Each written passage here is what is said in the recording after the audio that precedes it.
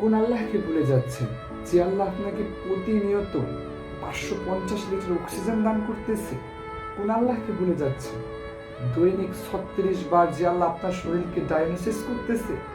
কোন আল্লাহকে ভুলে যাচ্ছেন রিজিকের মতো নিয়ামত, বাতাসের মতো নিয়ামত, পানির মতো নিয়ামত আপনাকে প্রতিনিয়ত না চাওয়া সত্ত্বেও দান করতেছে? হায়, বড্ড আফসোস লাগে।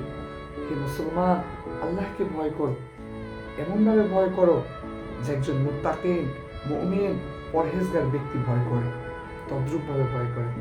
আসেন, নামাজের জন্য আসেন। মুয়াজ্জিন সাহেব যখন ডাক দেয় প্রতিনিয়ত, হাইয়া আলাস সালাহ, হাইয়া আলাল ফালাহ, এসো মুমিন কল্যাণের জন্য, এসো মুমিন নামাজের জন্য।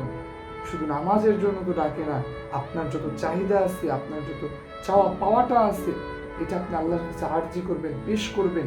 এই কারণেই তো মুয়াজ্জিন ডাকতে থাকে।